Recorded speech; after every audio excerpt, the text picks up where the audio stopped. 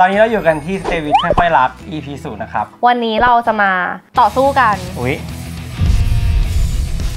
ใช่เหรอก็บีเขาเขียนว่า Summer vs Spring เป็นฟีลแบบว่าอยากให้ทุกคนได้เห็นมุมมองเบื้องหลังระหว่างนักเขียนกับผู้กำกับก็อยากจะมาคุยกันเพื่อแบบสนุกดีกว่าไม่ใช่การต่อสู้งั้นเราเริ่มเลยดีกว่าครับ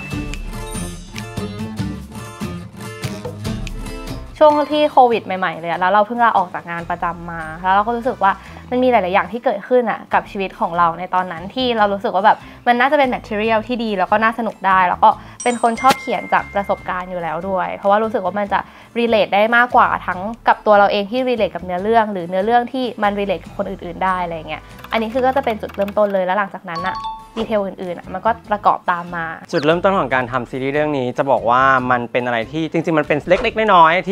ที่ไม่ได้ใหญ่โตอะไรมากเพราะว่าตอนที่เราทำซีรีส์เรื่องนักซีจะจูบอ่ะมันก็ค่อยๆมีตัวนิยายออนไลน์ลงในนี่เนาะที่เจ๋งพาทิตย์ทุกคนกำลังแบบอินมากๆแล้วก็รู้สึกสนุกมากๆแล้วแฟนๆนี่แหละเป็นคนแนะนำเราก็เลยอยากรู้ว่าแบบจริงๆแล้วเนื้อเรื่องมันเป็นอะไรก็เลยเข้าไปลองอ่านดูก็ได้พบว่าเสน่ห์ของเรื่องค่อยๆรักอ่ะมันคือนอกจากตัวละครแล้วมันเป็นของเนื้อเรื่องด้วยเพราะปกติเวลาเอานิยายมาใช้เนาะมันก็จะเป็นอะไรที่ดูคาแรคเตอร์เป็นหลักแต่ว่าสิ่งนี้ทุกคนนะเห็นเนื้อเรื่องมันมีเสน่ห์บางอย่างที่ดึงทุกคนเข้าไปมันเป็นนิยายที่ก่อมาจากตัวประสบการณ์จริงของเมื่อเองอะไรเงี้ยพอทุกคนอ่านอ่ะทุกคนก็ได้มีอารมณ์ร่วมมากกว่าปกติพูดงี้ดีกว่าในการที่เข้าไปอยู่ในสิ่งนี้ที่เรียกว่าค่อยๆรักอะไรเงี้ยครับมันมีทั้งเรื่องการทำงานเรื่องความรักเรื่องสถานที่ความรู้สึกอะไรต่างๆที่ทุกคนมั่นใจเลยว่าทุกคนผ่านมันมาแล้วทุกคนมีค่อยๆรักเป็นของตัวเองอ่ะนี่คือเสน่ห์ของมันซึ่งเราอ่านเราก็รู้สึกว่ามันไม่ได้ขายความรักอย่างเดียวแต่มันขายเนื้อเรื่องขายเสน่ห์ความเป็นชีวิตของเราในยุคปัจจุบันนี้มันเลยทำให้เราแบบสนใจเรื่องนี้และอยากเอามาทำอะไรเงี้ยครั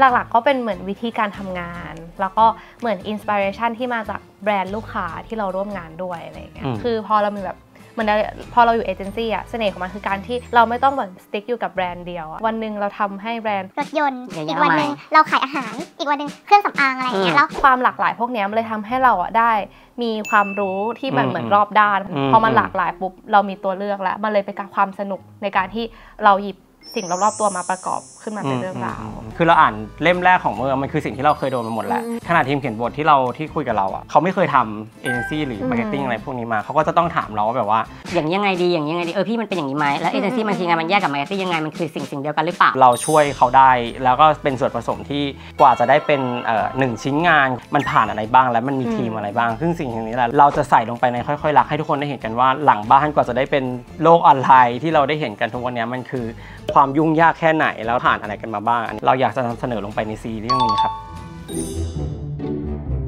ซีรีส์ด้วยความที่เราจำกัดในจำนวนตอนอะอาจจะไม่แบบค่อยขนาดในนิยายแต่ว่าเราจะต้องได้เห็นการ transition จากคนที่ไม่ค่อยถูกกันตอนแรกค่อยๆแบบว่าเปิดใจให้การเรียนรู้การผ่านการทำงานแล้วค่อยๆรักกันอย่างสมชื่ออะไรเงี้ยแต่ว่าพอเหมือนเรามาทำเป็นซีรีส์แล้วปัจจัยหลายๆอย่างไม่ว่าจะเป็นในเรื่องการขออนุญาตเรื่องเงินหรือเรื่องสถานที่แม้กระทั่งเรื่องนักแสดงหรือในสิ่งที่ความเป็นไปได้ของเราอ่ะมันก็จะเหมือนถูกดึงให้กลับมาสู่ความเป็นจริงในสิ่งที่เราต้องถ่ายจริงๆมากขึ้นอะไรอย่างเงี้ยมันก็มีจุดที่เราทำได้ทำไม่ได้อะไรอย่างเงี้ยมันเป็นเรื่องปกติเราทำใจมาตั้งแต่แรกอยู่แล้วกับการทำนิยายอะไรอย่างเงี้ยครับจะกดดันว่าเราจะหยิบหัวใจของเรื่องเนี้ยออกมาได้มากที่สุดได้ไหมความสนุกของมันไม่ใช่เรื่องรักอย่างเดียวว่ะสำหรับเรื่องนี้แต่มันคือเรื่องการทำงานด้วยการทำงานที่ทุกคนได้ฝ่าฟันอุปสรรคต่างๆในชีวิตของตัวเองก่อนที่จะไปถึงจุดที่เรียกว่าความรักจริงๆอะไรอย่างเงี้ยอันนี้คือเราอยากให้ทุกคนได้เห็นสิ่งที่เราทำคือดีที่สุดเราจะมีพาร์ทเนอร์เป็นคนเขียนเสมอไม่ว่าจะเรื่องอะไรก็ตามเราเหมือนทำงานเป็นเพื่อนกันไปแล้วมันเหมือนเราต้องหาแล้วบางทีเราในฐานะคนทำเองเราก็ไม่อยากที่จะแบบลืมหัวใจสำคัญนะอย่างที่เราบอกไปบางทีเราก็จะต้องแบบคุยกับเมื่อเยอะกว่านักเขียนคนอื่นที่พูดเลยจริงๆว่าเราก็ไม่อยากขาดสิ่งนั้นไปเวลาอย่างที่แบบพี่ตีปรึกษาเราอะเราแค่เหมือนคนที่รู้จักคุณเจงกับน้องพัดมานานกว่าสนิทกับเขามากกว่าพี่ตีก็รู้จักเขาดีมากๆแต่แค่เหมือนระยะเวลาที่เราได้ทำความรู้จักกันกับตัวละครนั้นมันไม่เท่ากันเท่านั้นเองเราเลยต้องแบบมาปรับจูนกันเพื่อให้ทำผลงานที่สมบูรณ์ที่สุดแล้วก็ยังคงความเป็นค่อยๆรักก็เหนื่อยจริง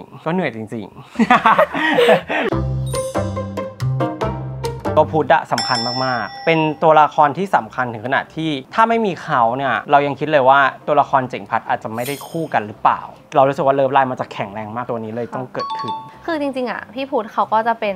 นตามบทอ่ะก็คือจะเป็นอยู่ในเรื่องของเราของในนิยายด้วยอยู่แล้วอะไรเงี้ยแล้วคือเขาก็จะออกมาในช่วงหนึ่งคือถ้าสมมติว่าเทียบจำนวนตอนอ่ะเขาออกมาเปอร์เซ็นต์ที่มันน้อยมากแล้วเทียบกับนิยายทั้งเรื่องที่มันยาวมากความสัมพันธ์ของเขามันก็เหมือนอยู่ที่ตีบอกคือเขาสำคัญกับเลิฟไลน์ของเจ๋งพัดเพราะว่าการมีอยู่ของพี่พุทธนี่แหละที่คุณเจ๋งอ่ะเห็นเธออยู่กับเขาอะแล้วฉันก็น้ำตาตกในไงตัวคุณพุทธเขาเป็นตัวคนสะกิดคุณเจ๋งให้รู้ว่าจริงๆแล้วความรู้สึกเขาอะเข้มข้นมากเลยที่มีกับพัดไม่ใช่แค่แอบชอบแอบรักเอ็นดูแค่นั้นนะแต่ว่ามันเจ็บพอเห็นพัดมีคนอื่นแล้วแค่คิดว่าเขาอะเฮ้ยกูว่าแบบหล่อว่ารวยทำงานเก่งอะเฮ้ยสู้ได้ดิวะอะไรเงี้ยคือเกิดความรู้สึกอะไรขึ้นมาเห็นหลายๆคนกังวลกันว่ามันจะเป็นเรื่องรักสามเศร้าอะไรเงี้ยแบบคือไม่ใช่นะคือเรื่องเรายังโฟกัสที่เรื่องงานเป็นหลักแต่แค่ในส่วนเลิฟไลน์อะมันก็มีความเข้มข้น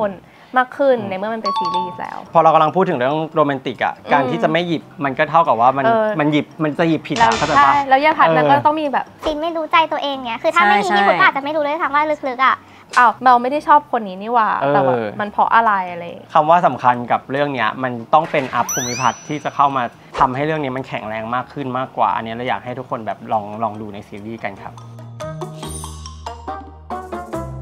ก็เพราะว่าคนเขียนสวยแล้วผู้กำกับก็สวยกว่าถูกต้องแค่นั้นพอจะไม่ใช่หลายๆกระแสเคยบอกว่าแบบอยากดูซีรีส์เกี่ยวกับการทำงานจังเลยอะไรอย่างเงี้ยเราก็คิดว่าเหมือนแบบแคตตากรีเนี่ยเราก็แบบเป็นหนึ่งในเรื่องที่น่าติดตามใช่ตอนเราเขียนนิยายอ่ะมีหลายๆคนแบบทักมาบอกเขาว่าเขารู้สึกอินสปายมากแบบนิยายเราช่วยเขาให้เขามีวันที่ดีขึ้นหรือช่วยให้เขาแบบเห็นว่าจริงๆชีวิตมันแบบมีประสบการณ์ที่มากกว่าได้สิ่งที่เขาเป็นมากกว่านั้นคือเหมือนนิยายเราอ่ะอินสปายคนอ่านได้เราก็เลยเชื่อว่าซีรีส์ที่พี่ติทำอะมันน่าจะอินสปายคนดูที่แบบไปในวงกว้างนั้นทั้งเรื่องการงานชีวิตความรักความสัมพันธ์อะไรอย่างเงี้ยน่าจะครบรสใช่เราครบรสแน่นอนสิ่งหนึ่งที่เราพยายามทำมาคือคอนเทน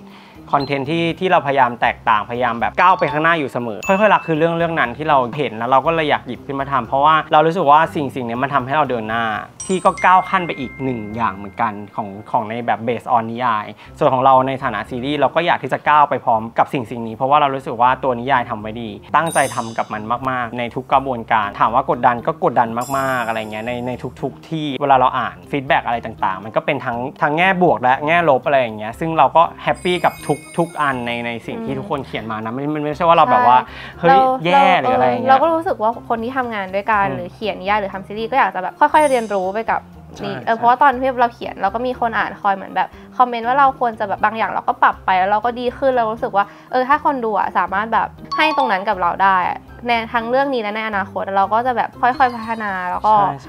แบบเหมือนทำผลงานที่ดีขึ้นก็ยกตัวอย่างจากแคสเลยก็คำว่าพยายามของเราคืออะไรคือสิ่งนี้ คือการที่เราเสาะหาคนที่ชื่อเจ๋งกับชื่อพัดเป็นปีแล้วก็รวมไปถึงตัวละครที่ไม่ใช่แค่เจ๋งพัดด้วยคือตัวละครรายล้อมต่างๆเช่นที่หลักๆเลยรองลงมามันก็คือจาบเจนที่เป็นตัวละครที่สำคัญมากๆกับตัวเนื้อเรื่องค่อยๆรักและสำคัญมากๆกับอนาคตของเรื่องนี้ถ้าทุกคนจะเห็นว่าจริงๆเราไทม์ไลน์เราเลื่อนอะไรอย่างเงี้ยจนมันกลายเป็นแบบฟันฝ่าสุดๆแล้วก็จะทำให้ดีที่สุดครับเรารู้นะว่าตัวละครที่เราเขียนมันมีเลเยอร์ที่มันทำให้มันไม่สามารถจะแคส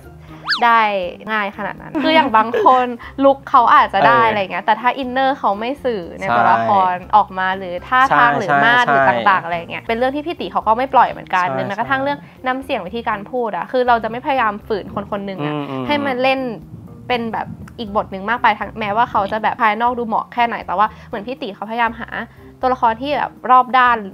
นที่เป็นคนนั้นที่สามารถแบบสื่อสารตัวละครของเราออกมาได้มันเลยใช้เวลาเยอะในการหาคนไอ้คำว่าดีที่สุดนี่แหละมันค่อนข้างที่จะยากที่สุดเหมือนกันอะไรเงี้ยแต่ว่าสุดท้ายแล้วมันก็คือต้องดีที่สุดเท่าที่จะเป็นไปได้ใช่เราก็รู้ว่าแบบเหมือนมันมีเสียงที่หลากหลายเนาะเกี่ยวกับการที่นิยายเรื่องนี้ถูกทำเป็นซีรีส์เหมือนเราคิดอยู่เสมอว่าคุณเจ๋งกับพัดในนิยายของเราเขาก็ยังอยู่ในโลกของเราเนี่ยแหละเขาอย่างที่บอกเขาแค่แบบทำงานหนักเขาเลยมาเล่นไม่ได้แล้วคุณเจ๋งก็คือเขินกล้องไงจะออกกล้องได้ง่ายไม่ได้พี่แมนน้องเบนเนี่ยมารับบทเราก็รู้สึกว่าแบบมันก็จะเป็นอีกเวอร์ชันหนึ่งอีกเวอร์ชันหนึ่งที่มีมุมมองของพี่ติมุมมองของทีมดีฮาแบบลงไปแล้วเราก็คิดว่ามันน่าจะเป็นอีกหนึ่งเวอร์ชันของค่อยๆรักน่าจะเติบโตไปพร้อมกับหนังสือได้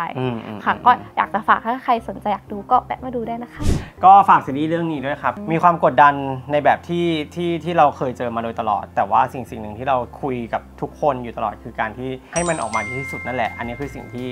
คนทำงานอย่างเราทำได้อะไรเงี้ยครับน่าจะมาในช่วงต้นปีไม่เกินกลางปีอะไรอย่างเงี้ยครับก็ฝากติดตามด้วยคิดว่าเดี๋ยวจะได้เริ่มเปิดกล้องออกกองกันแล้วเป็นกำลังใจให้พวกเราแบบทั้งเราเองแล้วก็ทั้งตัวเมอร์เองด้วยอะไรเงี้ยครับฝากด้วยนะครับสำหรับซีรีส์ค่อยๆรักสเต็ป by สเต็ปครับและสำหรับใครนะคะที่กำลังรอเจนรออีกไม่นานค่ะเพราะว่าตอนนี้ทีมของเรากำลังไงคะ ทำกันบ้านกันอย่างหนักมากๆโอเคหนักมากๆเลยกำลังหาจับเจนกันอย่างสุดชีวิตคิดว่าเร็วๆนี้ทุกคนจะได้ชม2ตัวละครนี้กันอย่างแน่นอนครับสำหรับวันนี้ก็ขอลาไปก่อนค่ะติดตามพวกเรานะคะดีคัมเฮาส์ได้ทั้ง ติดตาม